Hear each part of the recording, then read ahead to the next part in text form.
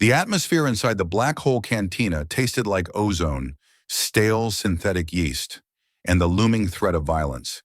It was a flavor Vaxen Thorne knew by heart. The iron girdle was never meant to be pretty. It was a jagged collar of metal and carbon fiber wrapped around the throat of a dying red giant named Solus Prime.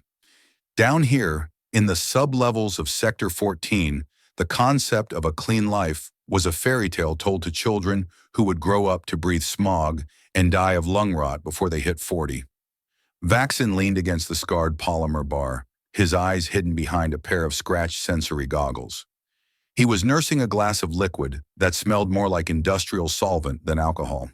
To his left, a trio of Zelanths, insectoid thugs with twitching mandibles, were getting loud.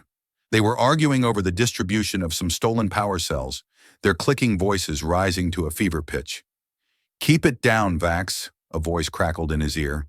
That was Jax, his remote handler and the closest thing he had to a friend. "We are here for the drop, not a bar fight." "I am not the one making noise, Jax," Vaxen muttered, his voice a low, gravelly rasp. He shifted his weight, and the heavy fabric of his tactical coat brushed against the hilt of the blade strapped to his thigh. It was a piece of tech that should not have existed in a place like this, a weapon that hummed with a frequency that made the air around it shiver. One of the Zelanths suddenly lunged at the bartender, a four-armed creature who looked like he had seen too many centuries. The insectoid's serrated claw grabbed the bartender's throat, slamming him against the wall of flickering neon signs. "Where are the marks?" the Zelanth hissed. "We know you are ghosting the credits, you bucket of bolts." Vaxen exhaled, a slow, controlled breath. He did not care about the bartender. He did not care about the Zelanths. But the noise was interfering with his focus, and his target was late. "Let him go," Vaxen said. His voice was not loud, but it had a certain density to it that cut through the tavern's cacophony. The Zelanths froze. 3 heads turned simultaneously, 6 compound eyes fixing on the lone figure at the bar. "And who are you, dust kicker?" The leader stepped toward Vaxen, his chitinous armor clacking. "You looking to get flatlined?" Vaxen did not look up from his drink. "You are making the air heavy. Walk out, or I will make sure you never walk again." The Zelanth let out a chattering laugh. "Take him!" The first attacker moved with the speed of a spring-loaded trap. To anyone else, it would have been a blur. To Vaxen, it was a slow-motion sequence of clumsy physics. His brain, augmented by something he did not understand, processed the trajectory, the muscle tension, and the center of gravity in less than a millisecond. Vaxen did not even draw his sword. He stepped inside the Zelanth's reach, his hand moving like a piston. A sharp crack echoed through the bar as he snapped the creature's primary elbow joint. Before the Zelanth could scream, Vaxen's other hand caught its throat, using the momentum to slam its head into the metal countertop. The impact was heavy, final. The insectoid slumped to the floor, a heap of twitching limbs. The other 2 hesitated. They looked at their fallen comrade, then back at Vaxen, who was now standing fully, his posture relaxed but predatory. "Anyone else got a malfunction?" Vaxen asked, his hand hovering near his blade. The Zelanths did not wait for an answer. They scooped up their leader and scrambled for the exit, their pride bruised but their lives intact. The rest of the patrons quickly looked away, suddenly very interested in their own drinks. "Nice work, Ace," Jax's voice echoed in his ear, dripping with sarcasm. "Now everyone in Sector 14 knows there is a professional in the house. Way to stay invisible." "They were annoying," Vaxen replied, settling back onto his stool. "Did the target show?" "Negative. But you have got eyes on you. 3 o'clock, high balcony." Vaxen did not move his head. He adjusted the focal length of his goggles. There, through the haze of recycled air and flickering lights, he saw her. She was standing in the shadows of the upper walkway, draped in a cloak that seemed to absorb the light around it. But she could not hide the shimmer. Her skin was a translucent shade of cerulean, shifting with an internal luminescence that reminded him of a star chart. Her hair was a cascade of liquid silver, falling over her shoulders like a metallic waterfall. But it was her eyes that caught him. Even from 30 meters away, they burned with a deep, intelligent violet. She was not watching the room. She was watching him. She is an Azurine, Vaxen whispered. I thought they were all gone, locked away in the high spires or dead from the fading. She is looking at you like you are the last bottle of water in a desert, Vax, Jax noted. Careful. Those types are nothing but trouble. Vaxen felt a strange thrumming in his chest, a resonance he had never experienced before. It was as if his very blood was vibrating in response to her presence. It was not attraction, not exactly. It was something more primal, something biological. She turned and moved toward the shadows of the exit. I am following her, Vaxen said, tossing a credit chip onto the bar. Vax, the drop. The target. Forget the drop. This just got interesting. He moved through the crowd, his boots clicking against the perforated metal floor. Outside, the iron girdle was a labyrinth of verticality. Massive transport pipes roared overhead, carrying raw ore from the mines to the refineries. Hover bikes darted like fireflies between the colossal support pillars. Vaxen tracked the shimmer of her cloak through the crowd. She was fast, moving with a grace that made the surrounding humans and aliens look like heavy-footed cattle. She led him away from the main thoroughfares, into the narrow maintenance conduits where the air was thick with the smell of grease and ancient copper. He sensed the ambush 3 blocks before it happened. It was too quiet. The hum of the station felt muffled, as if the very walls were holding their breath. He stopped in a small courtyard where a broken holographic fountain was still trying to project an image of a long-dead ocean. You can come out now, Vaxen said, his hand finally gripping the hilt of his phase-shift sword. I do not like playing hide-and-seek in the dark. The blue-skinned woman stepped out from behind a massive heat sink pipe. Up close, her beauty was haunting, almost painful to look at, but there was a frantic edge to her expression.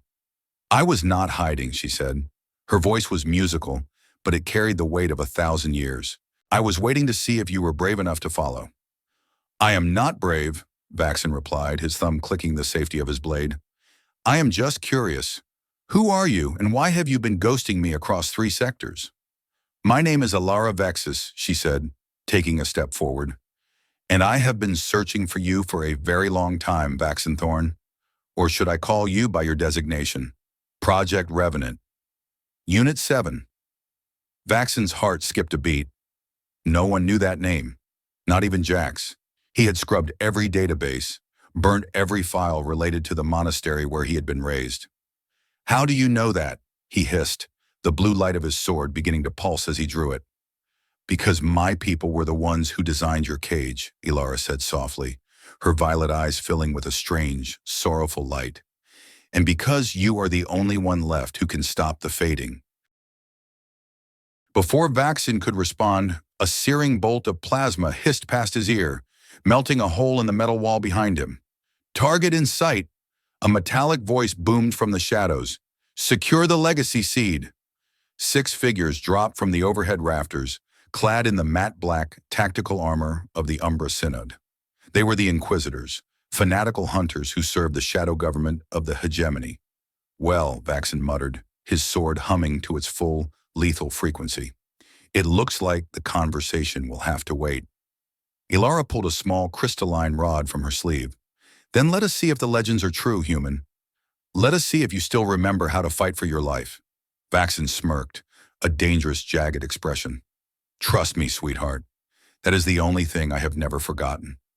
Ilara Vexus felt the cold ache in her bones, the unmistakable shiver of the fading. It was a silent predator, a genetic erosion that had claimed her sisters, her brothers, and now it was coming for her. Her skin, once a vibrant, shifting nebula of blues and teals, was growing pale at the edges, the light within her dimming like a dying lamp. She watched the man in the courtyard, her heart hammering against her ribs. He was a creature of myth, a ghost from an era when humanity had strode across the stars like giants. To most of the galaxy, humans were a cautionary tale, a race that had played God and been punished for it. But to the Azurine, humans were the origin. They were the creators, the anchors to which their own biological existence was moored. When the humans disappeared 500 years ago, the Azurine began to die. It was not a plague or a war. It was a disconnection. Without the neo-link to a human consciousness, their cellular structures began to unravel. They were like shadows that had lost their owners. And here he was, Vaxen Thorne. He was a masterpiece of biological engineering, a revenant model designed for a war that had ended centuries ago. He moved with a brutal, terrifying efficiency that was almost beautiful to behold. The Umbra Inquisitors closed in, their plasma rifles glowing with malevolent heat.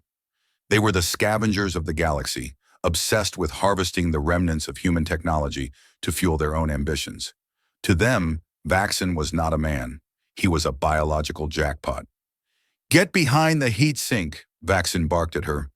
Elora did not move. Instead, she closed her eyes and reached out with her mind. Her people were not warriors, but they were architects of the unseen. She tapped into the station's local power grid, her consciousness sliding through the copper veins of the iron girdle like a surge of electricity. The broken holographic fountain suddenly roared to life. Instead of the ocean, it projected a blinding strobe of white light, an emergency maintenance signal that flooded the courtyard. The Inquisitors cried out, their sensory visors overloaded by the sudden surge. "Now!" Alara shouted. Vaxen moved. He was a blur of shadows and blue light. His phase shift sword did not just cut, it erased. He moved between the Inquisitors like a phantom, his blade passing through their heavy armor as if it were made of smoke. One Inquisitor tried to fire, but Vaxen was already behind him. A single horizontal strike severed the rifle and the armored hands holding it. Another spun around, drawing a shock baton, but Vaxen's boot caught him in the chest with enough force to dent the alloy plating, sending the man flying into the heat sink. The combat was over in less than 20 seconds. 5 Inquisitors lay on the ground, their armor smoking, their weapons shattered. The 6th, the leader, managed to scramble back, his voice trembling as he spoke into his comm unit. Requesting heavy support.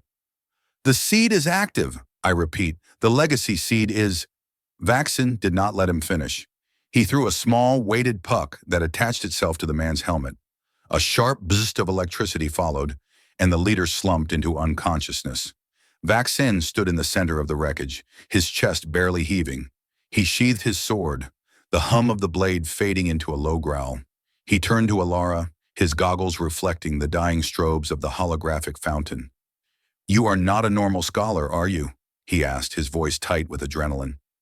"And you are not a normal human," Alara replied, her voice trembling slightly. "Not that there is such a thing as a normal human anymore." The fading hit her then, a sudden, sharp spasm of pain that made her knees buckle. She reached out, grasping a rusted railing to keep from falling. "Hey!" Vaxen was at her side in an instant. His hand caught her arm, steadying her. The moment his skin touched hers, the world exploded. It was not a physical explosion, but a sensory one. A neolink, sudden and violent. Alara gasped as a flood of images, emotions, and memories that were not hers rushed into her mind. She saw a blue sky she had never seen, felt the warmth of a real sun on her skin, and heard the laughter of 1,000 voices in a language she understood but had never spoken. Vaxen recoiled, his face pale. "What? What was that?" "It was us," Alara whispered, looking up at him. Tears of violet light gathered in her eyes. "It was the link. Your blood. It remembers me, even if you do not." Vaxen looked down at his hand as if it belonged to a stranger. "I do not have time for this soul-bonding crap. The Synod will have an entire battalion here in 10 minutes. We need to move." "Where?" Alara asked, her strength slowly returning, fueled by the brief, intoxicating contact with his DNA. "To the docks," Vaxen said, grabbing her hand, this time with a firm, purposeful grip. "I have a ship. It is old, it is ugly, but it is fast. The hegemony will block the jump gates," Alara warned. "Then we do not use the gates," Vaxen replied, pulling her toward the shadows. "We go through the rift." "The rift? That is suicide." Vaxen stopped and looked at her. His eyes were no longer hidden behind the goggles. For the first time, Alara saw the depth of his isolation, the years of being a weapon with no hand to hold it. "Maybe," Vaxen said, "but I would rather die in the void than let those bastards turn me into a science project. Are you coming or not, Blue?" Alara looked at the metal ceiling above them, imagining the stars she had spent her life studying, hoping for a sign. She looked at Vaxen, the living legacy of a dead world. "I have spent my whole life waiting for a reason to leave this place," she said, her voice regaining its melodic strength. "Lead the way, Revenant." As they ran through the dark, echoing tunnels of the Iron Girdle, the station itself seemed to groan in protest. Far above them, in the luxury spires of the Umbra Synod, the hunt had truly begun. But for Vaxen and Alara, the journey was no longer about escape. It was about finding the pieces of a broken mirror and seeing if, together, they could still reflect the light of a distant, forgotten home. Vaxen Thorne did not believe in destiny, but he did believe in high-velocity rounds and the reliability of a well-maintained engine. As they sprinted through the humid, light-starved arteries of Sector 14, his tactical HUD flickered with a dozen crimson warnings. The Umbra Synod was not just sending street thugs anymore. They were ghosting the entire transit grid. "We are coming up on the primary junction," Jax's voice hissed through the comms, sounding like a serrated blade on glass. "You have got a full platoon of Synod purifiers moving to intercept. They are locking down the pressure gates. You are about to get boxed in, Vax." "How long until they hard seal the sector?" Vaxen asked, his boots hammering against the vibrating metal grate of the walkway. 3 minutes, maybe less. If those maglocks engage, you are just meat in a pressurized tin can." Vaxen glanced back at Alara. She was pale, her cerulean skin looking more like frosted glass under the flickering amber emergency lights. The fading was taking its toll. Every few steps, her rhythm faltered, a momentary stutter in the grace she had displayed at the tavern. He reached out, his gloved hand catching her elbow as they rounded a sharp corner, slick with condensation and hydraulic oil. "Stay with me, Blue," Vaxen said, his voice dropping into that low, authoritative frequency he used when the world was falling apart. "We are almost at the finish line. Just keep those legs moving." "I am trying," Alara gasped. "The air here is thin. It tastes of forgotten things." "It tastes like rust and desperation," Vaxen countered, his eyes scanning the corridor ahead. "Welcome to the Girdle." They reached the junction, a massive circular chamber where 4 transport tunnels converged. At the center stood a heavy reinforced blast door embossed with the faded emblem of a long-dead mining corporation. Standing between them and that door were 12 purifiers. They wore heavy angular plates of obsidian-colored composite armor, their faces hidden behind predatory, insect-like respirators. In their hands they gripped heavy pulse rifles, the barrels already glowing with an ominous violet light. "Freeze, Revenant," the lead purifier barked, his voice distorted by a mechanical amplifier. "By order of the Umbra Synod, you are a localized hazard. Surrender the Azurine and drop to your knees, or we will be forced to scrub this deck." Vaxen stopped 10 meters away, his body shifting into a relaxed crouch. His mind was already cataloging the variables. The distance to the first shooter, the structural integrity of the overhead steam pipes, the recharge rate of his phase shift sword. He felt the familiar hum of adrenaline, the cold, analytical clarity that made him more than human. "You guys are a long way from your ivory towers," Vaxen said, his thumb flicking the activator on his hilt. The blade hissed to life, a jagged arc of blue energy that seemed to bite into the very air. "This is a restricted zone. You got a permit for those toys, or are we doing this the hard way?" "Don't be a hero, Vax," Jax whispered. "Those are pulse rifles.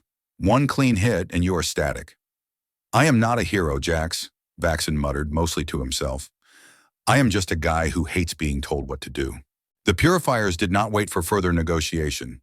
The lead soldier raised his rifle, but Vaxen was already a blur of motion. He did not run toward them.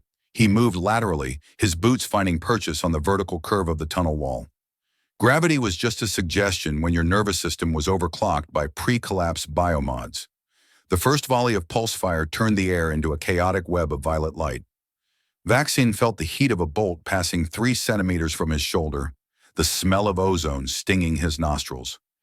He reached the apex of his wall run and pushed off, descending like a bird of prey. His sword sang, a high-pitched, crystalline shriek as it vibrated at 40,000 cycles per second. The first purifier did not even have time to scream. Vaxen's blade passed through the pulse rifle and the ceramic chest plate as if they were made of parchment. He landed in a roll, coming up behind 2 more soldiers. Ilara watched from the shadows of the tunnel entrance, her eyes wide with a mixture of horror and awe. She had read about the human warriors in the archives, about the legendary revenants who could turn the tide of a battle with a single blade. But reading about a storm was not the same as standing in one. Vaxen was a force of nature, brutal, precise, and utterly terrifying. He did not kill with malice. He killed with the cold efficiency of a machine. Every strike was calculated to end the threat in the shortest possible time. A severed limb, a punctured power cell, a crushed throat. He moved through the purifiers like a ghost through a graveyard. "Behind you!" Alara screamed. A purifier had recovered from the initial shock and was leveling his sidearm at Vaxen's back. Without thinking, Alara extended her hand. She felt the cold ache in her chest flare into a white-hot spark. She reached into the station's digital nervous system, grabbing a nearby maintenance drone that was hovering near the ceiling. With a violent mental shove, she sent the 500-kilogram machine hurtling into the soldier. The impact sounded like two freight trains colliding. The purifier was pinned against the wall, his armor buckling under the weight of the drone. Vaxen glanced back, eyes wide for a fraction of a second, before finishing the last two soldiers with a spinning backslash that left two smoking heaps of obsidian armor on the deck. He stood amidst the carnage, the blue glow of his sword illuminating the blood and oil that stained his tactical coat. "Nice shot, Blue," he said, his breathing only slightly elevated. "I did not know you could throw a drone like a fastball." I am a scholar of systems," she replied, her voice shaking. "I just gave it a nudge." Vaxen sheathed his blade and sprinted to the blast door. He punched a sequence into the keypad, his fingers moving with practiced ease. The heavy gears groaned, and the door began to slide upward, revealing the cavernous expanse of Docking Bay 94. The bay was a cathedral of rusted iron and shadows. Massive crane arms hung from the ceiling like the skeletons of prehistoric beasts. In the center of the bay, sitting on a reinforced landing pad, was a ship that looked more like a jagged splinter of volcanic rock than a spacecraft. It was the Obsidian Ghost. "There she is," Vaxen said, a hint of genuine affection creeping into his tone. "My ticket out of this hellhole." They ran across the vast floor, their footsteps echoing through the emptiness. But as they neared the boarding ramp, Alara stumbled. She fell to her knees, her breath coming in ragged, wet gasps. The bioluminescence in her skin flickered violently, turning a dull, sickly gray. "The fading," she whispered, clutching her chest. "It is. Accelerating. The link. I need." Vaxen dropped down beside her. He saw the pain etched into her features, a level of suffering that went beyond the physical. It was as if her very essence was being erased. He remembered what happened when he touched her skin in the courtyard, that terrifying, beautiful explosion of shared consciousness. He looked at his hand, then at her. He knew the risks. A neo-link between a Revenant and an Azurine was a two-way street. He could lose his mind in the sea of her memories, or worse, he could accidentally overwrite her personality with his own combat-hardened psyche. But then he looked at the docking bay entrance. A heavy armored transport was already breaching the perimeter. More Synod reinforcements. He did not have a choice, or rather he made one. Vaxen reached out and grabbed both of her hands. The world did not just explode this time, it dissolved. Vaxen felt himself being pulled out of his own body. He was no longer standing in a rusted docking bay on the Iron Girdle. He was standing on a cliff overlooking a sea of liquid silver.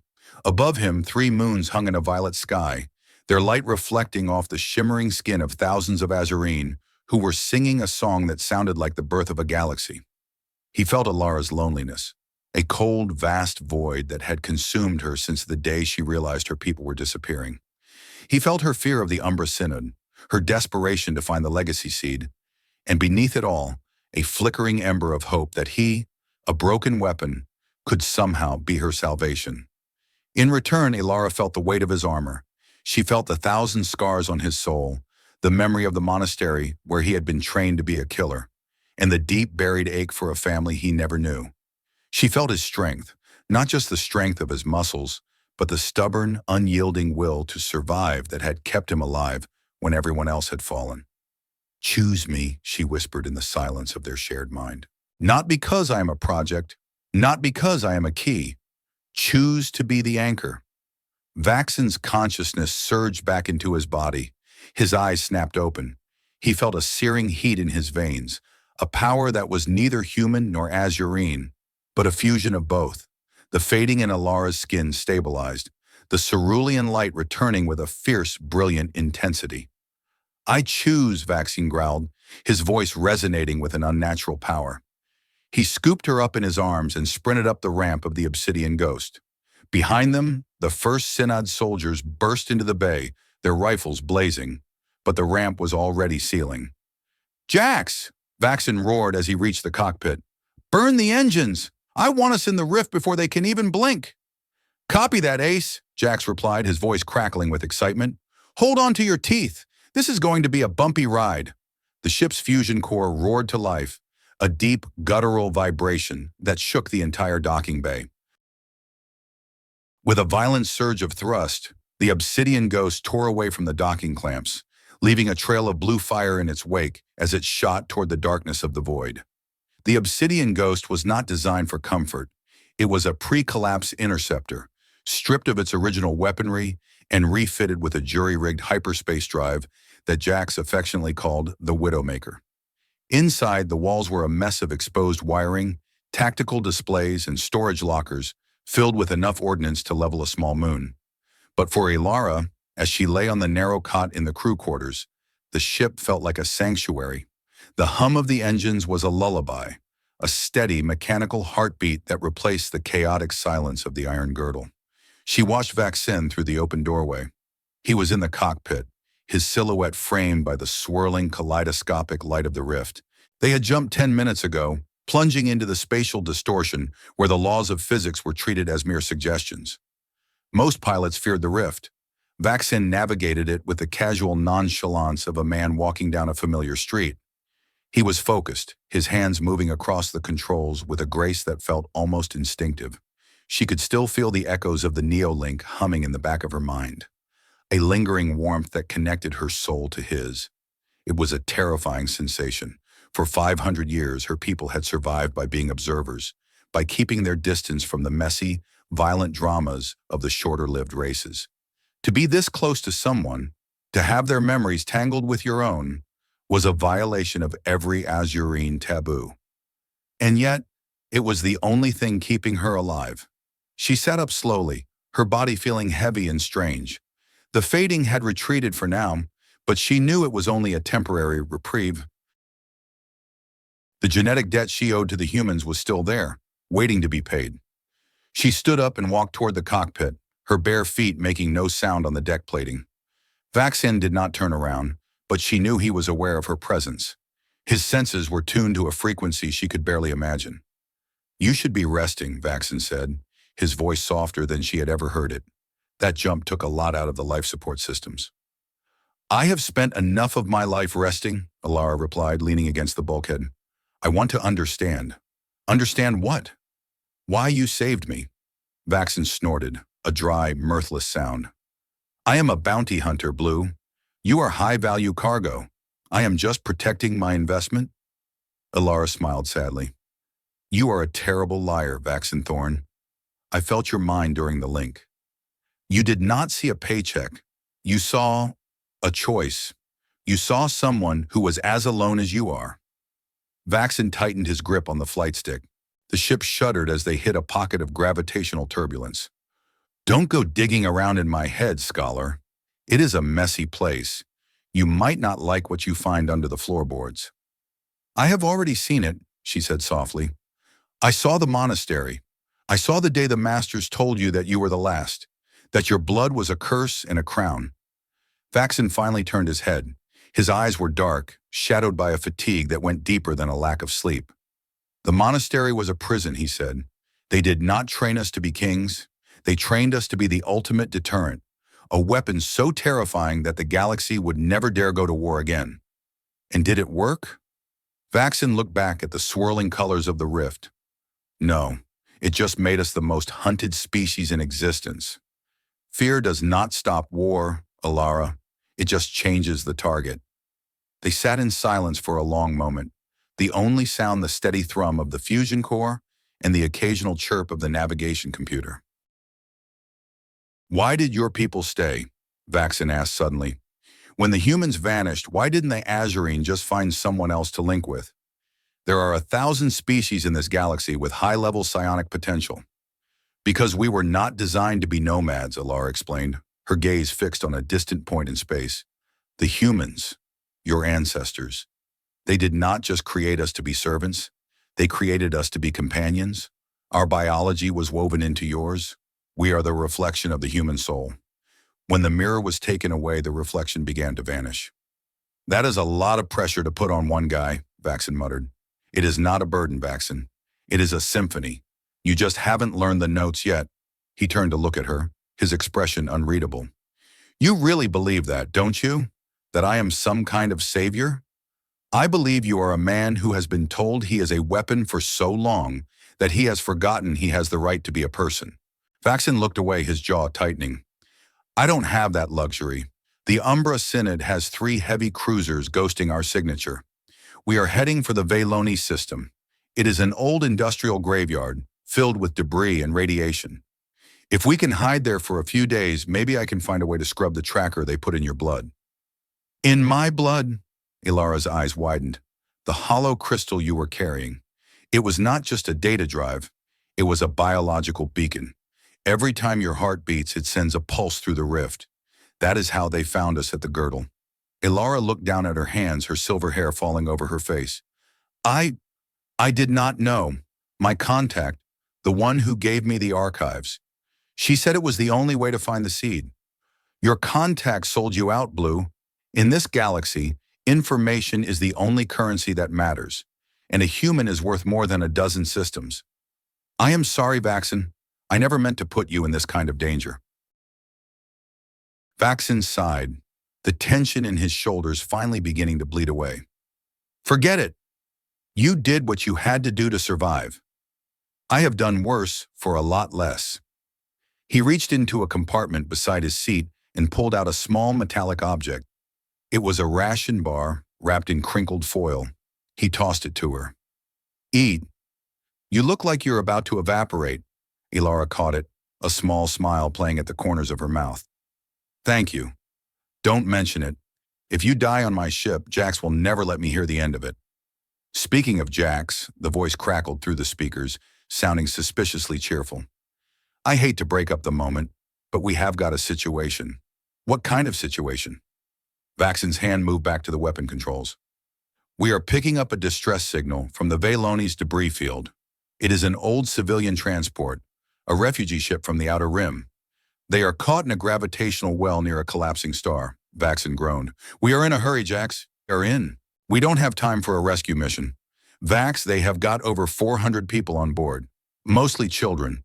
Their life support is at 5%. If we don't pull them out, they are going to be cinders in 20 minutes. Vaxen looked at the navigation display.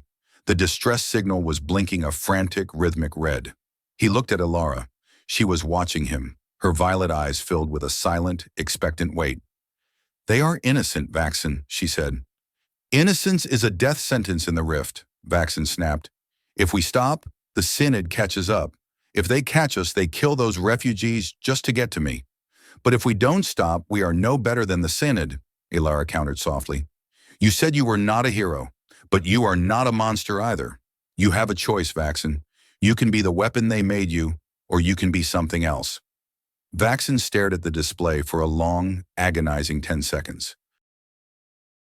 He thought about the monastery, about the cold, sterile rooms where he had been taught that the mission always came before the people. He thought about the hundreds of lives he had taken in the name of survival. Then he thought about the warmth of the Neolink. He thought about the sea of silver and the song of the Azurine. "Jax," he said, his voice dropping into a low growl, "calculate the intercept trajectory." "You got it, Asa. I knew you had a heart under all that chrome." "Shut up, Jax." "And Ilara?"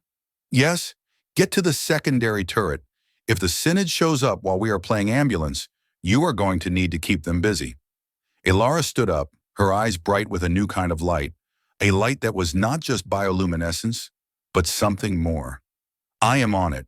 The obsidian ghost banked sharply, its thrusters firing with a violent roar as it changed course. They were diving deeper into the Vailoni's graveyard, moving toward a destiny that was becoming less about survival and more about the simple, radical act of caring for a galaxy that had long ago forgotten how. As the ship accelerated, Vaxen caught his reflection in the dark glass of the cockpit. For the first time in 32 years, he did not see a revenant. He did not see a weapon. He saw a man who was finally, stubbornly, choosing his own family. The rift swirled around them, a chaotic storm of possibilities. Somewhere in the distance, a star was dying, but inside the obsidian ghost, something very old and very human was beginning to wake up. 50 kilometers, 40. The refugee ship loomed ahead, a battered, groaning hulk of metal trapped in the fiery embrace of a collapsing sun. "Hold on," Vaxen whispered. "We are coming." The journey was far from over, and the Umbra Synod was still close behind. But for this one moment, the architecture of silence was broken by the sound of a choice, and in the vast, cold emptiness of space, that was enough. The Vailoni debris field was a graveyard of industrial ambition, a chaotic, swirling mass of rusted titanium, shattered glass, and irradiated slag. At its center, the star Solus Minor was collapsing in on itself, a bruised purple orb that cast long, distorted shadows across the wreckage. The obsidian ghost danced through the minefield of scrap, its thrusters firing in short, violent bursts. "Jax, talk to me," Vaxen growled, his hands a blur across the flight controls. "How close are we to the gravity wells event horizon?" "Too close for comfort, Ace," the AI replied, his voice sounding like gravel in a blender. "We are within 50 kilometers of the kill zone. The refugee ship, the Starfarer, is stuck in a lateral spin. Their stabilizers are fragged, and their hull integrity is screaming.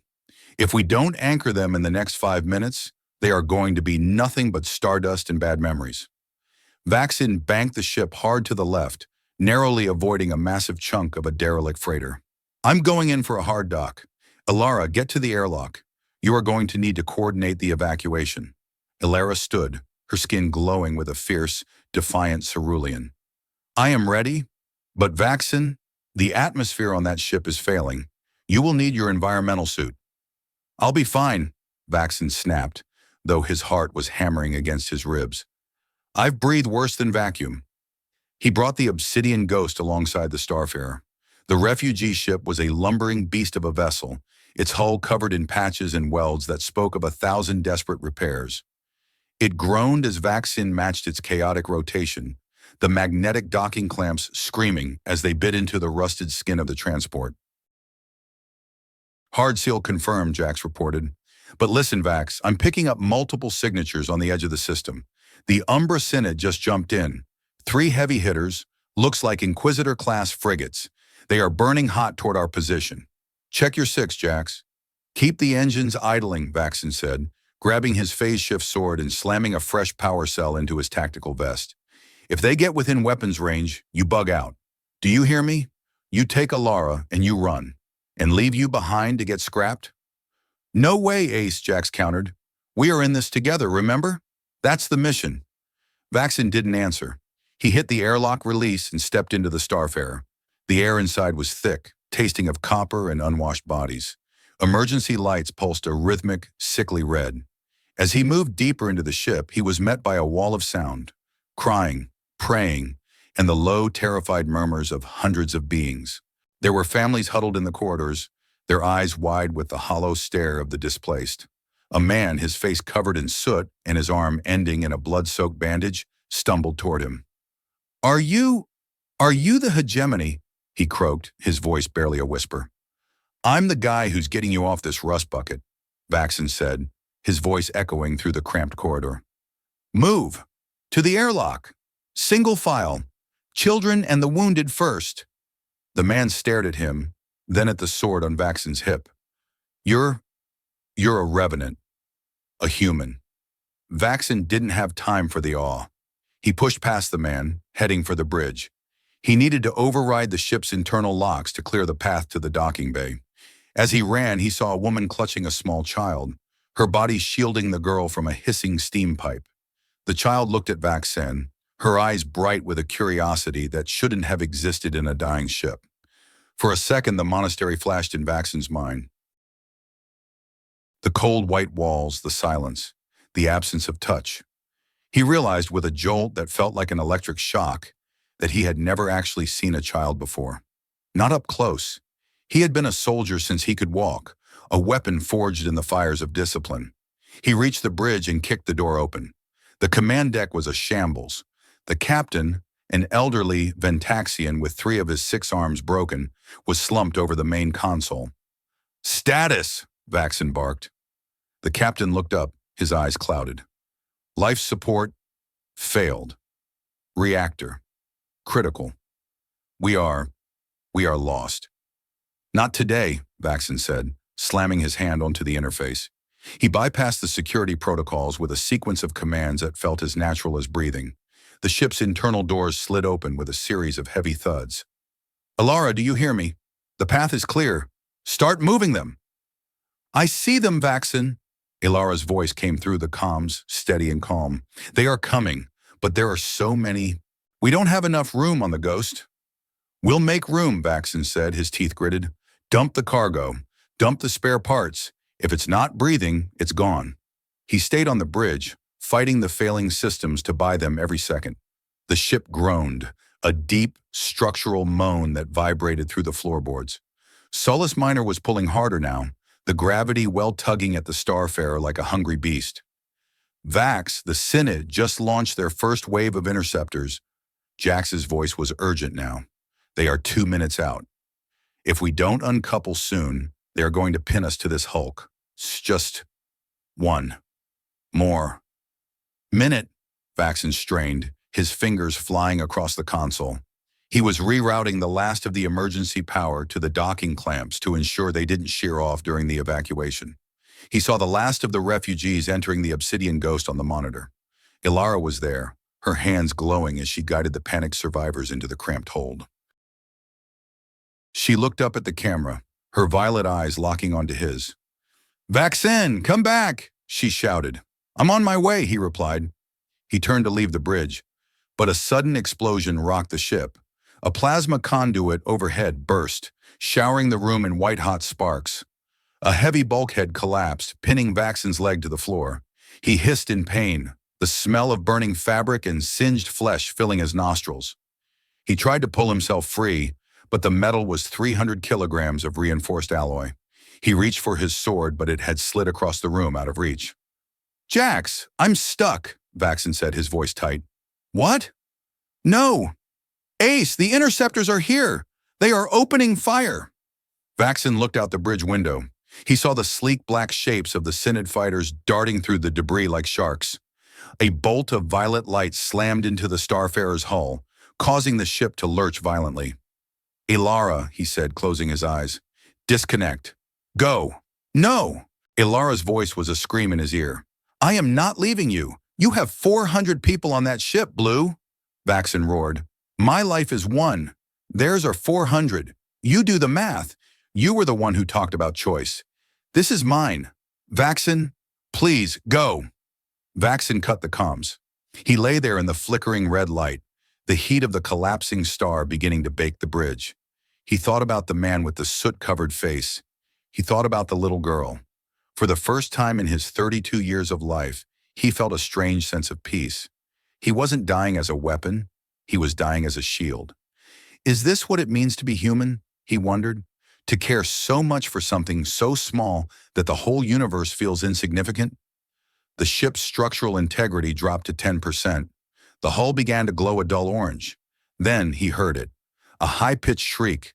The bulkhead pinning his leg suddenly began to vibrate. It didn't just move. It disintegrated.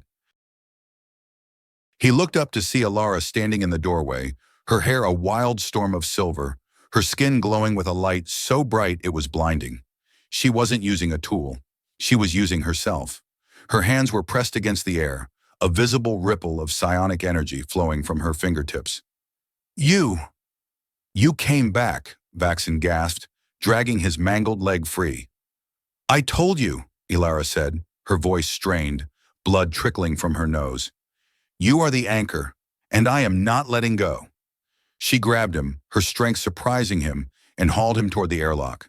They tumbled into the obsidian ghost just as the docking clamps sheared off. "Jax, burn it!" Vaxen screamed. The obsidian ghost leaped away from the Starfarer as the refugee ship was finally claimed by the gravity well. A split second later, the transport was pulled into the collapsing star, disappearing in a silent, blinding flash of purple light. Vaxen lay on the floor of the airlock, his chest heaving, his leg a mess of pain. Ilara collapsed beside him, her skin fading to a dull, translucent gray. "We made it," she whispered. Vaxen looked around the hold. It was packed. People were sitting on every available surface, their faces etched with a mixture of terror and relief. The little girl he had seen earlier was sitting a few meters away, clutching a tattered rag doll. She looked at him, and for the first time she smiled. Vaxen reached out, his hand trembling, and touched Ilara's shoulder. "Thank you," he said. She didn't answer. She had fainted from the effort. Vaxen looked at his hands. They were covered in grease, blood, and the dust of 1,000 systems. He had spent his life thinking that being a human meant being the most dangerous thing in the galaxy. He realized now that he had been wrong. Being human wasn't about the power in his blood. It was about the weight of the lives he chose to carry. Ace, Jax's voice was quiet now, devoid of its usual sarcasm. "The Synod ships are turning. They are surrounding us. We are trapped in the debris field, and we have got 400 passengers and a crippled engine." "I know, Jax," Vaxen said, his voice cold and steady. "What's the plan?" Vaxen looked at the refugees, then at the dying star, and finally at Ilara. "We stop running, Jax. We give them something to be afraid of." The obsidian ghost was a tomb of whispers. 412 refugees were packed into a space designed for 6. The air recyclers were groaning under the strain, the oxygen levels dropping to 75% of the recommended minimum. The smell was a thick, oppressive cocktail of sweat, fear, and recycled carbon. Ilara woke up to the sound of a child crying. Her head felt like it had been cracked open with a mag hammer. She tried to sit up, but her limbs felt like lead. "Easy, Blue," Vaxen's voice came from the darkness. "You burned out your synapses back there. You need to stay still." She blinked, her vision slowly coming into focus. She was in the small medical bay, and Vaxen was sitting on a crate next to her. His leg was wrapped in a robotic splint, and his face was a map of bruises and exhaustion. "The people? Are they safe?" she asked, her voice a dry rasp. "For now," Vaxen said. "We are hiding in the shadow of a massive ore refinery shard. It's blocking the Synod's long-range scans, but it won't last. They are launching seeker drones. It's only a matter of time before they trip over us." "How much time? An hour? Maybe 2 if Jax can keep the thermal signature down." Ilara looked at him, her violet eyes searching his face. "You changed, Vaxen, during the rescue. I felt it." Vaxen looked away, his jaw tightening. "I saw things. On that ship. I saw a man who would rather die than let his daughter see him afraid. I saw people who had nothing left but each other." He stood up, his movements stiff. "The monastery told me that humans were the masters of the galaxy, that we were destined to lead because we were the strongest. But those people, they aren't strong. They are fragile. And yet they stayed. They chose to stay together even when the world was literally burning." Ilara reached out, her hand finding his. "That is the secret, Vaxen, the one your masters forgot. Humanity's strength wasn't in its weapons. It was in its capacity to love something more than itself." Vaxen snorted, but he didn't pull his hand away. "Love is a dangerous word for a man like me, Blue. It's the only word that matters now." The ship suddenly shuddered. A low, vibrating hum echoed through the hull, followed by a series of heavy thuds. "Jax!" Vaxen barked, hitting his comms. "What was that?" "Bad news, Ace. A Synod seeker drone just pinged our hull. They know we are here, and they brought the big guns. The Inevitable, that's the Synod's flagship, just entered weapons range. They are broadcasting on all frequencies." "Put it through," Vaxen said, his voice turning to ice. The main screen in the medbay flickered to life. A man appeared. He was tall, his skin a pale, sickly white, his eyes replaced by glowing red cybernetics. He wore the ornate, gold-trimmed robes of a High Inquisitor. "Revenant Thorne," the man said, his voice smooth and cold. "I am High Inquisitor Malachor. You have something that belongs to the Synod, not just the Azurine, but the legacy itself." "You're out of luck, Malachor," Vaxen said. "I'm not for sale, and neither are these people. We do not wish to buy you, Thorne. We wish to harvest you.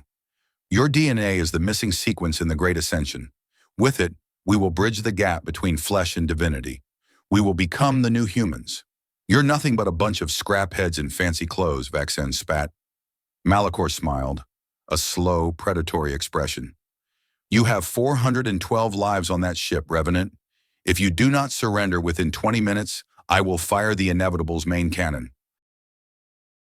I will vaporize that refinery shard, and your ship along with it. The choice is yours. A hero's death for 400, or a god's future for one." The screen went black. The silence that followed was deafening. Ilara looked at Vaxen, her heart sinking. There was no way out. The obsidian ghost couldn't outrun a flagship, and it certainly couldn't fight one. Vaxen didn't move. He stood there staring at the empty screen, his hands clenched into fists. "He wants me," Vaxen whispered. "Vaxen? No," Ilara said, scrambling off the cot. "You can't. They won't just kill you. They will tear you apart piece by piece to find what they want." "It doesn't matter," Vaxen said. "If I go, he lets the ship leave. He said it himself." "He's lying," Ilara shouted. "The Synod doesn't leave witnesses. As soon as they have you, they will fire anyway. I have to try." Vaxen turned to her, his eyes blazing with a desperate, frantic energy. "I can't let those children die, Ilara. I can't. Vaxen, listen to me." Ilara grabbed his shoulders, forcing him to look at her. "There is another way. The archives, they mentioned a failsafe, a protocol for the revenants in case of total extinction." "What are you talking about?" "The obsidian ghost. It isn't just an interceptor, it's a key. During the rescue, when you touched the console, you didn't just override the Starfarer's locks. You unlocked a hidden partition in this ship's memory." She pulled up a holographic display. It showed a map of the ship, but there was a hidden chamber located directly beneath the reactor core. "It's called the Source Chamber," Ilara said. "It requires a direct neural interface with a pure human. If you can plug into it, you can bypass the ship's safety limiters. You can turn this entire vessel into a localized singularity." "A singularity?" Vaxen's brow furrowed. "You mean a black hole?" "A temporary one. Long enough to pull the Synod's fleet into the rift and scatter them. But what? The cost is total. The ship will be destroyed, and the person inside the interface, their mind will be shattered. You won't just die, Vaxen. You will be erased. Your memories, your DNA, everything that makes you will be used as fuel for the jump." Vaxen looked at the diagram. Then he looked at the door leading to the hold, where 400 people were waiting to die. "Can Jax fly the ship while I'm in there?" he asked. "No, the interface takes over everything. But there is a secondary escape pod, a large one. It was designed for the monastery's elite. It can hold 50 people. If we cram them in and use the other smaller pods, we might be able to save some of them." "But not all," Vaxen noted. "Not all," Ilara whispered. Vaxen walked to the window and looked out at the Inevitable. The massive ship was glowing as it powered up its main cannon. It looked like a predatory god, cold and indifferent to the lives it was about to extinguish. He thought about his own life. 32 years of fighting. 32 years of being a weapon. He had never had a home. He had never had a family. He had never even had a name that wasn't a designation. Then he looked at Ilara. She was standing there, her skin pale, her eyes filled with a love that he didn't deserve. "Jax," Vaxen said. "Yeah, Ace." The AI's voice was uncharacteristically somber. "Start the evacuation. Get as many as you can into the pods. Ilara is going to lead the way." "Vax, you can't be serious. That interface will fry your brain in 10 seconds. Just do it, Jax. That's an order." Vaxen turned to Ilara. He reached out and touched her cheek. His hand was rough, scarred, but his touch was incredibly gentle. "You are the last of the Azurine," he said. "You are the memory of my people. You have to live. You have to tell them that we weren't just monsters. Vaxen, please, let me stay. I can help you manage the load. My mind is stronger. No, Vaxen interrupted. This is a human debt.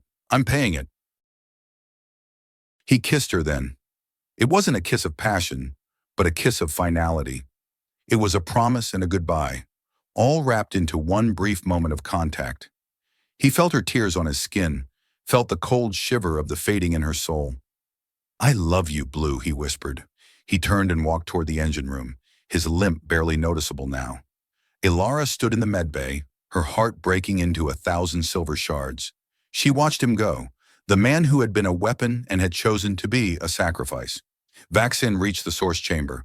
It was a small, circular room filled with ancient, pulsing machinery. At the center was a chair covered in needles and wires, the neural interface. He sat down. The chair immediately began to move, the needles seeking out the ports in his neck and spine. The pain was excruciating, a white-hot fire that felt like his soul was being flayed alive. Identity confirmed, a mechanical voice whispered in his mind. Project Revenant, Unit 7. Initiating Singularity Protocol. Warning, total neural dissolution imminent. Do it, Vaxen thought. His mind was suddenly flooded with the entire history of the human race. He saw the first ships leaving Earth. He saw the wars, the art, the music, the madness. He saw the creation of the Azurine. He saw the love that had built the stars and the hate that had torn them down. Outside, the obsidian ghost began to glow with a terrifying white light. The escape pods shot away from the hull like seeds from a dying flower. Ilara sat in the lead pod, her eyes fixed on the ship. She could feel Vaxen's mind expanding, touching the void, becoming one with the universe. The High Inquisitor Malachor watched from the bridge of the inevitable. What is that? He demanded. Fire! Fire now! The Inevitable's main cannon fired a beam of pure destruction, but as the beam hit the obsidian ghost, it didn't explode. It was swallowed. The obsidian ghost collapsed in on itself, becoming a tiny, infinitely dense point of light.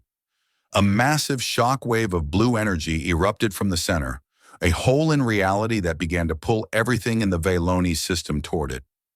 The Synod fleet tried to run, but the gravity was absolute. The frigates were torn apart, their hulls twisting like tinfoil as they were sucked into the rift. The Inevitable screamed as its engines failed, the massive ship disappearing into the void in a matter of seconds. Then, as quickly as it had begun, it was over. The rift closed. The debris field was empty. The Synod was gone. The escape pods drifted in the silence of space. Ilara sat in the dark, her skin glowing softly. She reached out with her mind, searching for a spark, a flicker, any sign of Vaxen. But there was nothing, only the cold, vast architecture of silence. Vaxen Thorne, the last revenant, was gone. He had chosen to be the sacrifice, to burn his own soul to save a handful of strangers. Ilara looked at the refugees in her pod. They were alive. The little girl was sleeping, her head resting on her mother's lap. She realized then that Vaxen hadn't just saved their lives. He had given them a future. He had proven that even in a galaxy built on war and greed, the choice to care was the most powerful thing of all. I will remember you, Vaxen, she whispered into the darkness. I will tell them your name. She didn't know where they were going or how they would survive, but as she looked out at the distant flickering stars, she felt a small, stubborn ember of hope. The journey wasn't over. It was just beginning. The escape pod was a pressurized coffin of cold iron and muffled sobs. Ilara Vexus sat with her back against the vibrating bulkhead, her violet eyes fixed on the small, reinforced viewing port. Outside, the Vayloni system was a graveyard that had finally found its peace. The blue-white flare of the singularity had vanished, leaving only the ancient, indifferent stars and the drifting shards of the Umbra Synod's arrogance. 412 souls were scattered across 26 pods, drifting like seeds in a gale. In Ilara's pod, 32 people were squeezed into a space designed for 15. The air was thick with the scent of unwashed bodies and the sharp metallic tang of recycled oxygen. Are we going to die, lady? The voice was small, barely a whisper. Ilara looked down. The little girl from the Starfarer was looking up at her, clutching the tattered remains of a rag doll. Her face was smudged with soot, but her eyes were clear, searching for a truth that Alara wasn't sure she possessed. "No," Alara said, her voice sounding foreign in the cramped silence. "We are not going to die. A man gave everything so that you wouldn't. We have to honor that." The girl nodded solemnly, as if she understood the weight of a sacrifice that had moved the stars. She leaned her head against Alara's arm, and for a moment, the cold shiver of the fading seemed to recede, replaced by a warmth that was not biological, but spiritual. "Jax?" Alara whispered into her comms unit, her voice cracking. "Jax, are you there?" There was a long moment of static, a jagged, agonizing silence that felt like a physical weight. Then a faint, flickering pulse. "Still. Here. Alara." The AI's voice was distorted, sounding like it was being broadcast from the bottom of an ocean. "My primary core went down with the ghost. I'm running on a secondary subroutine in your pod's navigation array. I'm a bit chopped, but I'm functional." "Where is he, Jax?" Alara asked, her heart hammering against her ribs. "Did you see a flare? An emergency burst? Anything?" Jax didn't answer for 5 seconds. 10, 20. Alara, the obsidian ghost, didn't just explode. It transitioned. Vaxen tied his neural pattern directly into the singularity drive. He didn't just fuel the jump, he became the coordinates. There is no trace of his physical signature. He's ghosted, Blue. Alara closed her eyes, a single tear of violet light tracing a path down her cheek. She felt the emptiness where the Neo-Link had been, a raw, jagged wound in her consciousness. Vaxen was gone, erased by the very power he had claimed. "We can't just drift here, Jax," she said, forcing the grief into a small, dark corner of her mind. "The Synod has more ships. They will send a cleanup crew to scrub the witnesses." "I've already calculated the drift," Jax replied, his voice stabilizing slightly. Before the ghost turned into a marble, Vaxen uploaded a final data packet. It wasn't tactical. It was a set of coordinates for a place called the Silent Echo. The Silent Echo? I've never heard of it in the archives. That's because it wasn't in the archives, Alara. It was in his blood. An old Revenant fallback point. An automated human outpost on the edge of the Velonis Nebula. It's 60,000 kilometers away. If we use the pod's thrusters in a synchronized burn, we might make it before the air runs out. How much air do we have?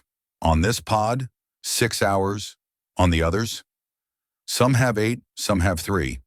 We're on a tight clock, Blue. No room for glitches. Then tell the other pods to slave their navigation to yours, Alara ordered, her voice regaining its melodic strength. We move now. The journey was a slow-motion nightmare. The pods fired their small thrusters, linking together in a long, fragile chain that looked like a necklace of fallen stars.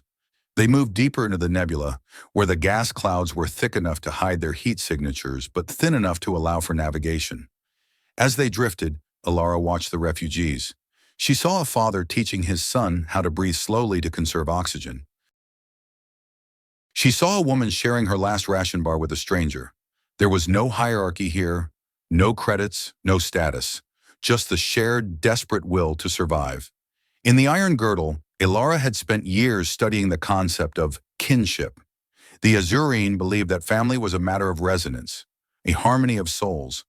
But watching these humans, and the few other alien species among them, she realized that kinship was something much more visceral. It was a choice made in the dark. "Jax, what is the Silent Echo?" she asked after 3 hours of drifting. "It's an old listening post from the first expansion," Jax explained, "back when humans were still trying to figure out if the galaxy was friendly or just hungry. It was decommissioned during the Purge, but the automated systems should still be ticking. If we can get inside, there are life support bunkers and enough medical supplies to fix up Vaxen's mangled leg 10 times over." Alara looked at her hands. Her skin was turning a translucent, sickly white again. The fading was returning, and without the Neo-Link to anchor her, she knew she was running out of time. But she couldn't die. Not yet. She had to see these people to safety. 5 hours in, the nebula began to thin. Ahead, emerging from the swirling purple gas, was a structure that looked like a cluster of crystalline needles. It was beautiful and terrifying, a relic of a civilization that had built for eternity and been forgotten in a century. "That's it," Jax whispered. "The echo." But as they approached, the station's external lights didn't flicker on. There was no welcoming beacon, no automated greeting. The station sat in the void, a dark, silent monolith.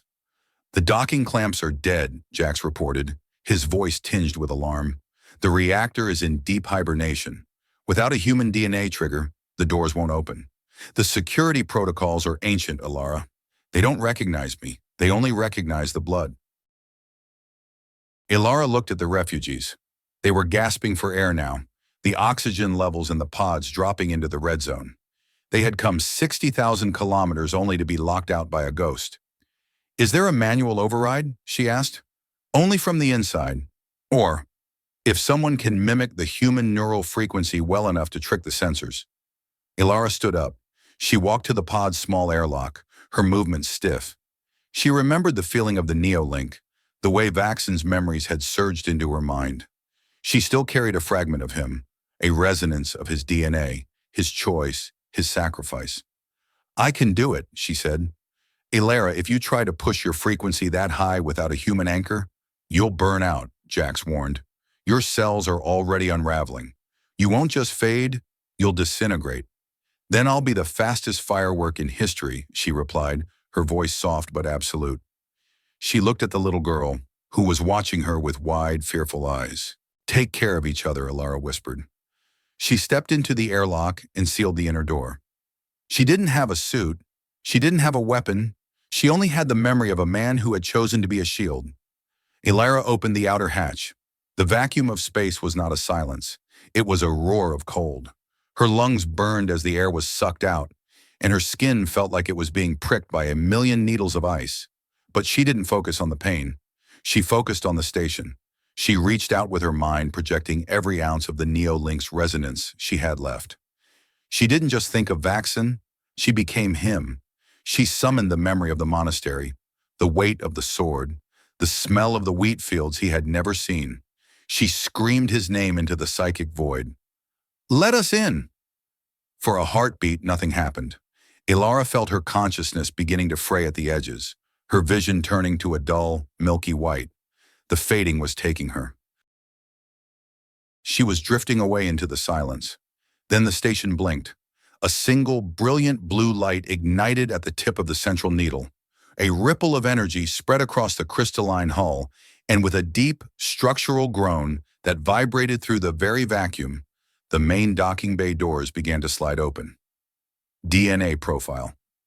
Recognized legacy inheritor. Welcome home. Ilara felt herself being pulled toward the open bay by a localized gravity tractor. She hit the pressurized deck of the station and collapsed, her lungs greedily pulling in the ancient, recycled air. The escape pods followed, guided by the station's automated systems. Ilara lay on the floor, her skin flickering like a dying star. She watched as the refugees spilled out of the pods, crying, laughing, and embracing each other. The little girl ran to her side, her small hands catching Ilara's. "You did it, lady! You opened the door!" Ilara smiled, though it felt like her face was made of glass. "I just gave it a nudge." She looked up at the station's ceiling, where holographic displays were beginning to flicker to life. The silent echo was waking up. But it wasn't just lights and life support. "Jax," she whispered, "look at the monitors." Jax's voice was filled with a new, terrified wonder. "Ilara, it's not just the station. When you triggered the inheritance protocol, you sent a pulse through the entire human subspace network. Stations are waking up in 5 different sectors. Ships are uncloaking in the outer rim. Automated refineries are starting their cycles. The sacrifice of one man and the choice of one woman had triggered an awakening. The galaxy had spent 500 years trying to erase humanity, but in 1 hour the silence had been broken. But the silence wasn't the only thing that had been broken. Far across the system, emerging from the dark side of a moon, a fleet of Synod warships appeared. They weren't retreating, they were hungry. And they had seen the lights of the Echo coming on. "They are coming, Ilara," Jax said, his voice cold. "And this time, they aren't here for the DNA. They are here to burn the galaxy down before the humans can take it back. Elara struggled to her feet, leaning on the little girl for support. She looked at the 412 people who were looking at her for guidance. They weren't her blood, they weren't her species, but they were her choice. Then we show them, Elara said, her violet eyes burning with a new, fierce light. We show them that the legacy isn't just about what we were, it's about who we choose to be. The silent echo was no longer silent. The station thrummed with the frantic activity of 400 refugees who had suddenly found themselves as the temporary guardians of a human fortress. Under Jax's glitchy but determined guidance, the survivors were being organized into teams.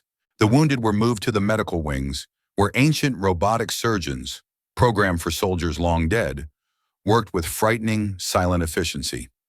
The able-bodied were given thermal suits and assigned to maintenance crews, tasked with sealing the hull breaches and recharging the station's atmospheric scrubbers.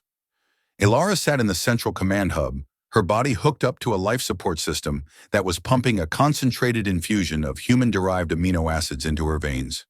It wasn't a cure for the fading, but it was a stay of execution. "Jax, what's the status on the Synod fleet?" Elara asked, her eyes fixed on the tactical display. "It's bad, Blue," Jax replied. His voice was clearer now, the station's superior processors giving his subroutines the room they needed to breathe. "We have got 12 Inquisitor-class frigates and a heavy carrier, the Voidstalker, closing in. They are 200,000 kilometers out and burning hard. At their current acceleration, they will be in firing range in 30 minutes. Can the station's defenses hold them off?" The Echo was a listening post, not a warship, Jax said. "It has got point defense lasers for meteorites and a structural integrity field that could survive a supernova, but its offensive capabilities are, let's just say they are minimal." "There has to be something," Elara insisted. "Vaxen wouldn't have sent us here if we were just going to be sitting ducks in a crystalline pond." She looked at the holographic maps. The station was situated on the edge of a massive spatial anomaly known as the Velonis Veil, a cloud of ionized gas that acted as a natural dampener for sensors. "What if we don't fight them?" Elara said, a spark of inspiration hitting her. "What if we make them fight the nebula?" Jax's avatar, a flickering cube of blue light, spun rapidly. "Explain.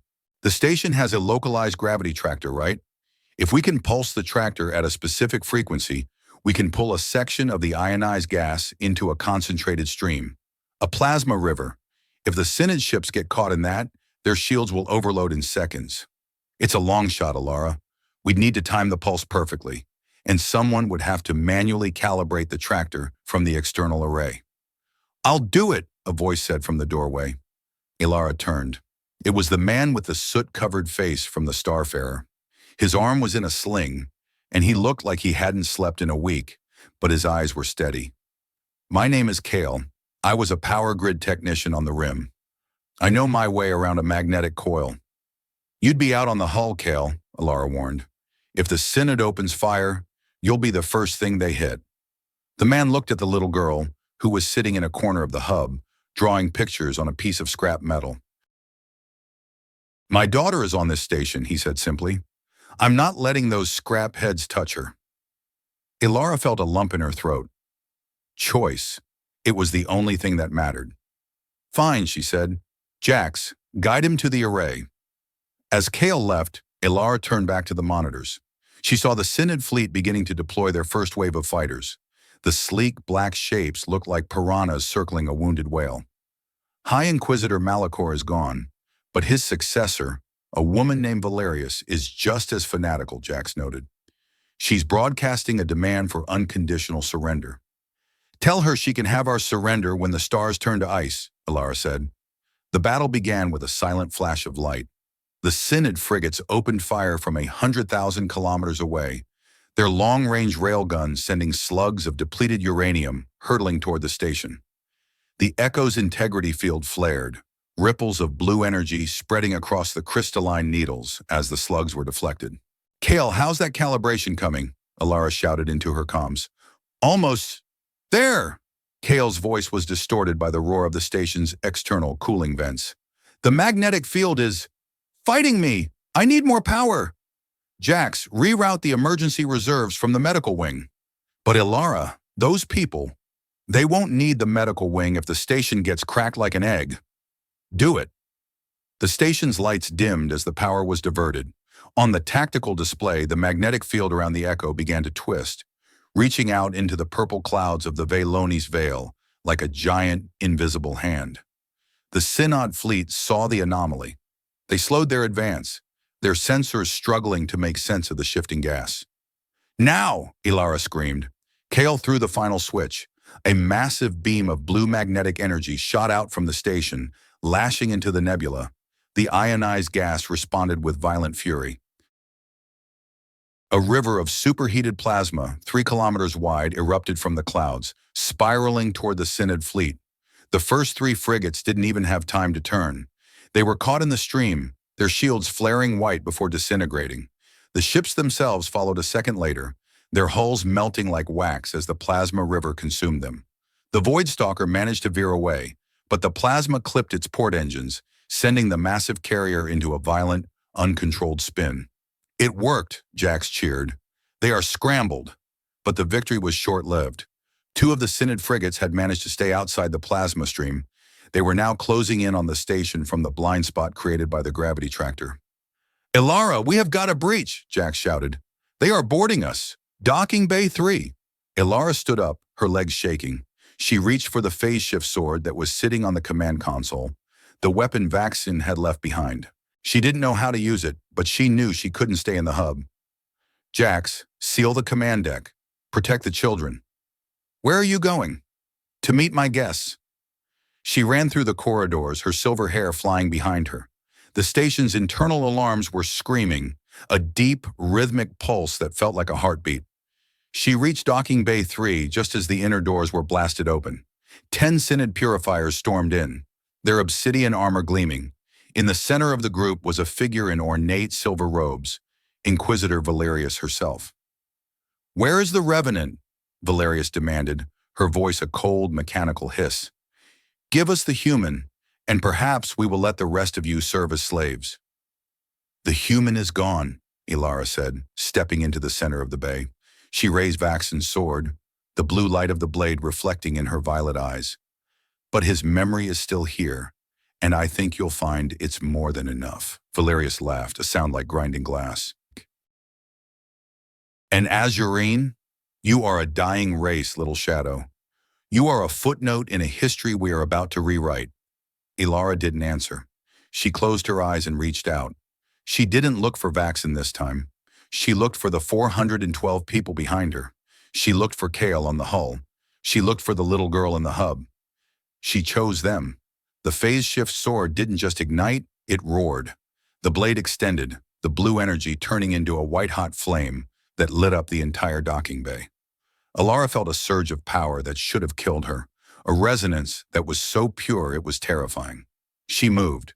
She wasn't a warrior, but in that moment, she was the conduit for 500 years of human defiance. She didn't strike like a machine, she struck like a storm.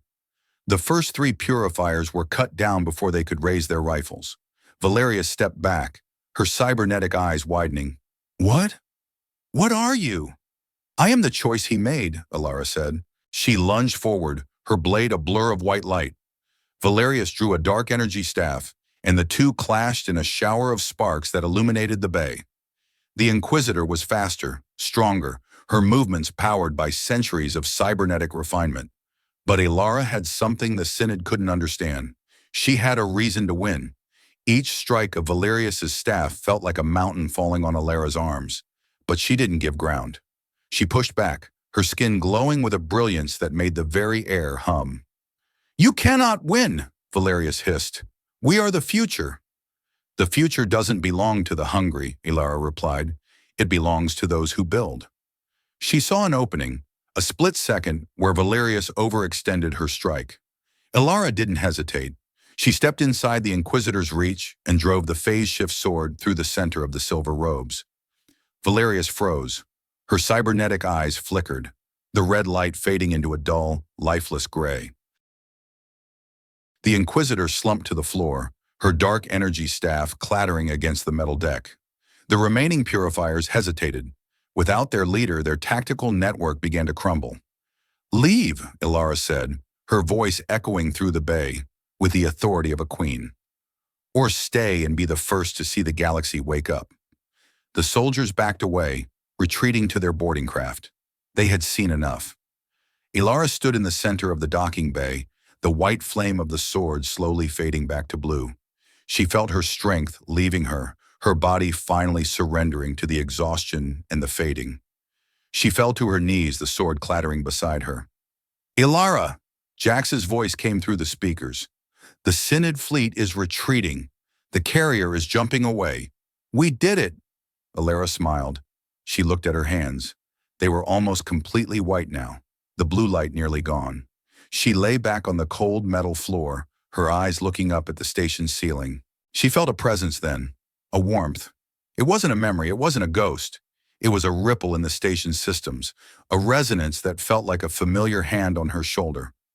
"Well done, Blue," a voice whispered in the back of her mind. "Vaxen?" she thought, her heart leaping. The resonance didn't answer with words. It answered with a feeling of peace, of pride, and of a job well done. Vaxen wasn't gone. He was the station. He was the echo. He was the guardian of the legacy he had died to protect. Kale burst into the docking bay, his face covered in frost from the hull mission.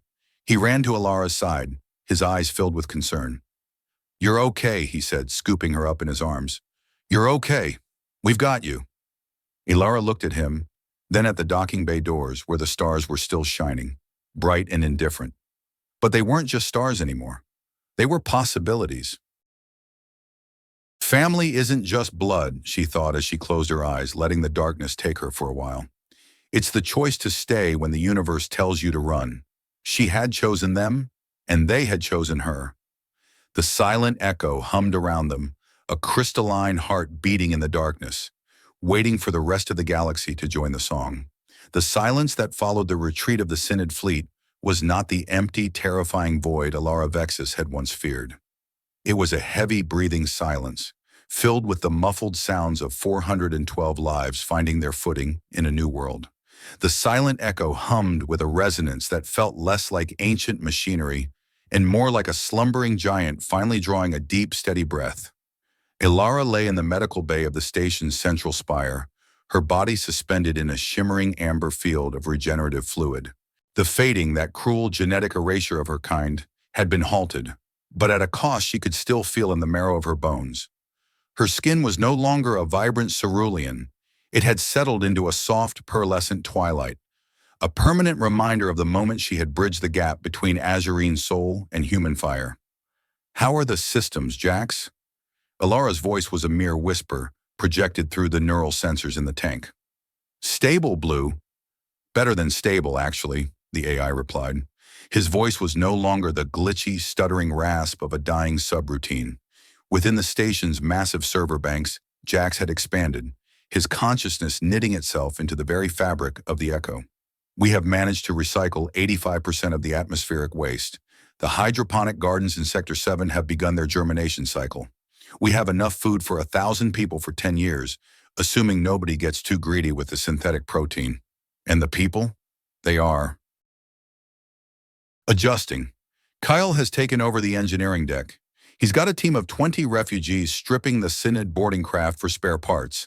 They call themselves the Scrap Dogs. It's a bit crude, but they have already managed to fix the secondary power couplings." Ilara closed her eyes, letting the warm fluid soothe the ache in her chest. "And the little girl? Miri?" "She's currently terrorizing the medical droids in the lower levels," Jax said, and Ilara could almost hear the digital smile in his voice. "She's convinced that the robotic surgeons need more personality, so she has been sticking glowing stickers all over their chassis. The droids don't seem to mind, or maybe they are just too confused to protest." Ilara let out a soft, bubbling laugh. It was a beautiful, chaotic picture, a ragtag collection of survivors from a dozen different worlds, making a home in the ruins of a civilization that had been built for war. But the warmth of the thought was quickly overshadowed by a jagged, cold void. Vaxen. She could still feel him, a faint, rhythmic pulse in the station's background noise. He wasn't a ghost in the traditional sense. He was the architecture. Every time the lights flickered, Every time the air scrubbers shifted gears, she felt the ghost of his intent. He had given his life to save them, but in doing so, he had become the very thing that sustained them. "I found something, Alara," Jack said, his tone turning serious. "Deep in the core, beneath the command hub, there is a chamber that wasn't on any of the schematics I pulled from the Synod's archives. It's called the Archive of the Unchosen." The Unchosen? It's a biological repository, not just DNA sequences, but actual consciousness imprints. Thousands of them. Humans who refused to be turned into revenants. People who chose to remain unaugmented during the Great Purge. They were preserved as a fallback, a seed bank for a future that never came. Alara's heart skipped a beat.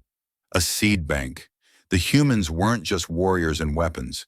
They were a people who had tried to save their essence from the fire. "I want to see it," she said. "You need another 12 hours in the tank, Blue. Your cellular integrity is still at 60%. "I want to see it now, Jax." The amber field dissipated with a soft hiss. Alara stepped out, her legs trembling. She wrapped herself in a simple white robe provided by the station's automated fabricators. She looked at her reflection in the glass of the tank. She looked older, her violet eyes carrying a weight that hadn't been there when she had been a mere scholar in the Iron Girdle. She wasn't just an Azurine anymore. She was a bridge. She made her way down to the core, guided by the glowing blue lights that Jax ignited along the corridor. As she walked, she passed the refugees. They didn't look at her with the fear she was used to seeing in the eyes of others. They looked at her with a quiet, respectful familiarity. "Evening, Alara," Cal said as she passed the engineering lift. He was covered in grease and soot, his one good arm holding a massive wrench. "Kale," she nodded. "How are the reactors?" "Hungry but steady. We'll have full lighting on all decks by 2200 hours. You're doing a good job, Kale." The man paused, looking at his daughter, Miri, who was playing with a piece of scrap metal nearby. "I'm just making sure she doesn't have to grow up in the dark," he said softly. "Thank you for opening the door." "I didn't open it alone," Alara reminded him. "We know," Cal replied, his gaze shifting to the glowing crystalline walls of the station. "We know who's keeping the lights on." Alara continued downward, reaching the deepest level of the station.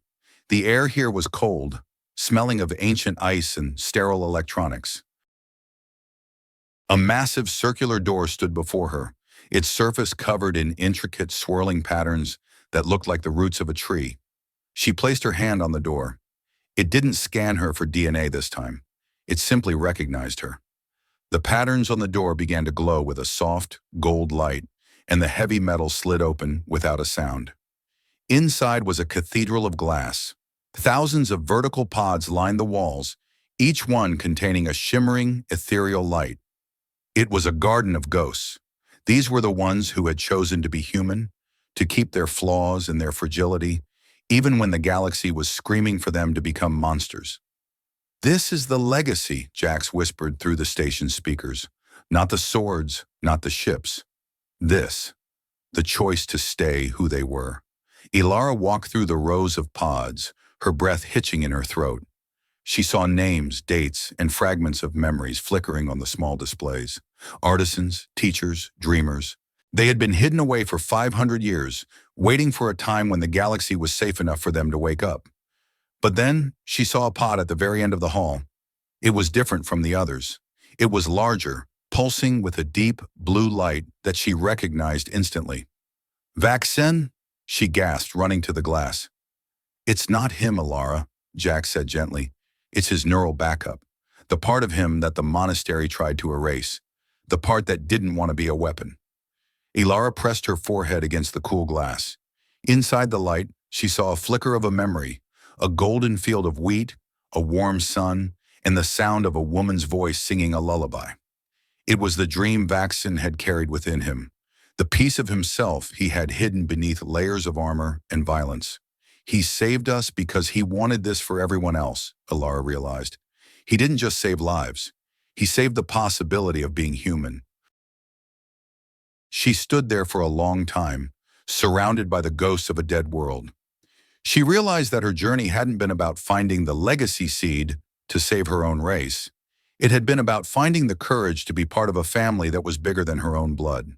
The Azurine were the reflections of the human soul, and as she looked at the thousands of pods, Ilara saw herself reflected in every one of them. She wasn't alone. She was the guardian of 1,000 futures. "Jax," she said, her voice clear and strong. "Can we wake them?" "Not all at once," Jax replied. "The station's life support can't handle that many yet. But we can start, one by one. We can bring them back into a galaxy that finally has a home for them." "Then start with the teachers," Ilara said. "We have a lot of children on this station who need to learn how to dream." She turned and walked back toward the lift, her heart feeling lighter than it had in decades. The fading was a memory, the war was a shadow, and the silence was finally over. As the lift rose toward the command hub, Ilara looked out at the stars through the station's crystalline hull. They were no longer indifferent points of light in a cold void. They were a destination, a promise. The family of the Echo was growing, and for the first time in 500 years, the galaxy had a reason to look up and smile. The transition from a refugee outpost to a living civilization happened one choice at a time. 3 months had passed since the siege of the cradle, and the silent Echo had transformed from a dark monolith into a vibrant, multi-layered city of light and glass. The scrap dogs had become the core of engineers, overseen by Kyle, who had found a new purpose in teaching the younger refugees the intricacies of human fusion technology. The medical wing was no longer a place of desperate surgeries. It was a center of healing where Azurine wisdom and human science were beginning to find a common language. Ilara Vexes stood on the observation deck of the primary spire, looking down at the central plaza. Below her, Miri was running through a patch of real grass, seeds brought from the archive of the Unchosen, while an elderly human woman, the first to be awakened from the pods, sat on a bench and watched her with a look of pure, unadulterated joy. The woman's name was Sarah. She had been a gardener on Earth, a world that was now a legend. But in her hands, the station's hydroponics had flourished into something beautiful. She didn't have any augmentations. She didn't have any special powers. She was just a woman who knew how to make things grow. "How is the trade delegation from the Rim doing, Jax?" Ilara asked. "They are currently arguing over the price of copper isotopes in the main hangar," Jax replied.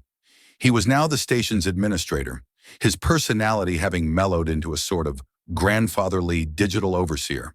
"They are terrified of the station's defense lasers, but they are absolutely addicted to the medical supplies we are producing. I think we can expect 3 more merchant ships by 3,600 hours. "Good," Ilara said. "We need the raw materials.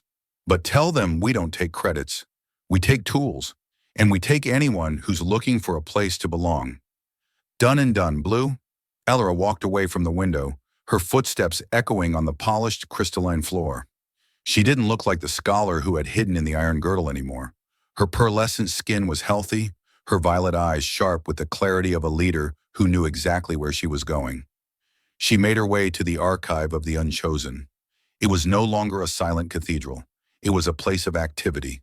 Dozens of pods were now empty, their occupants having been integrated into the station's community. Each awakening was a celebration, a ritual of welcome that Ilara presided over personally.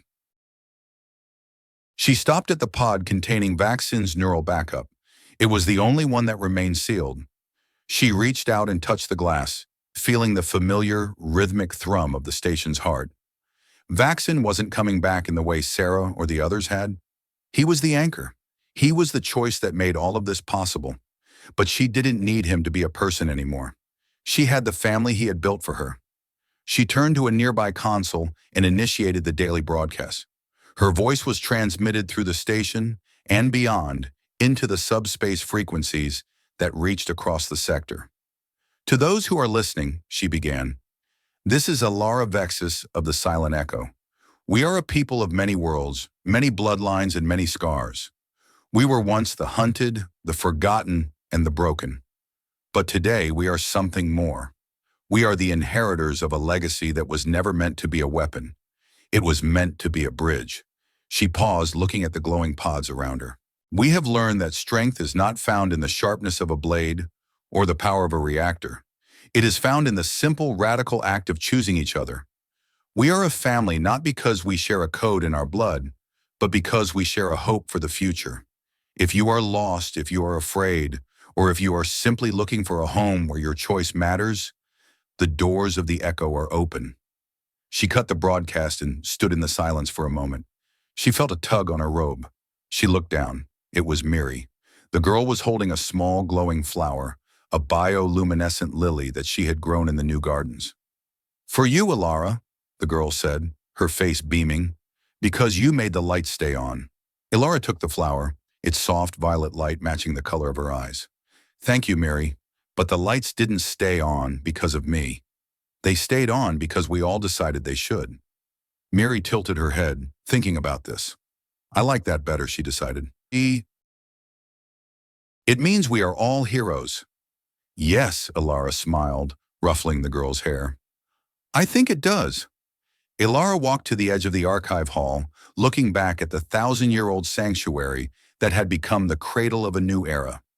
She thought about the woman she had been on the Iron Girdle, a shadow of a being hiding in the smog of a dying star, waiting for her own light to go out. She had been obsessed with the past, with the biological destiny of her race, thinking that, without a human anchor, she was nothing but a fading echo. She remembered the first time she saw Vaxen at the Black Hole Cantina. She had seen him as a tool, a biological lottery ticket that would save the Azurine from extinction. She hadn't seen the man. She hadn't seen the fear, the isolation, or the desperate, stubborn kindness that he tried so hard to hide. She realized now that her fading hadn't been a disease of the blood. It had been a disease of the soul. She had been fading because she had no purpose beyond survival. She had been looking for a creator to fix her when all she really needed was a reason to care for someone else. The monastery had trained Vaxen to be the ultimate deterrent, but in the end, he had been the ultimate connector. He didn't just save 400 people, he saved her. He showed her that a life lived only for oneself is a life already lost to the void. He had taught her that the legacy of humanity wasn't in its perfection, but in its ability to choose love over logic and family over self-preservation. Standing in the heart of the Echo, Ilara knew she was no longer a reflection. She was a son. She had chosen this family, this station, and this impossible, beautiful future. And in that choice, she had finally found the anchor she had been searching for. She looked at the flower in her hand, its light steady and bright. The stars were no longer cold. The silence was no longer empty. "I spent my whole life carrying the weight of my blood like a heavy coat, only to realize that the most important parts of me were the ones I chose to create. I wonder, is there someone in your life you have been holding at a distance, thinking they are too different or that you are too broken to be their family? What would happen if you stopped looking for a mirror and started looking for a choice?" Ilara stepped onto the lift, heading back to the plaza where the children were playing and the gardens were growing. She didn't need to look back anymore. The future was waiting, and it was a choice she was ready to make every single day. She placed the glowing lily on the control console, a small, bright beacon in the heart of the machine. The stars outside seemed to burn a little brighter as she joined the laughter of the people below.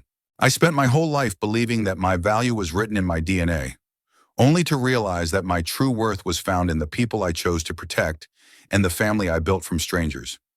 I wonder, have you ever felt like you didn't belong because of where you came from, only to find home in the most unexpected place?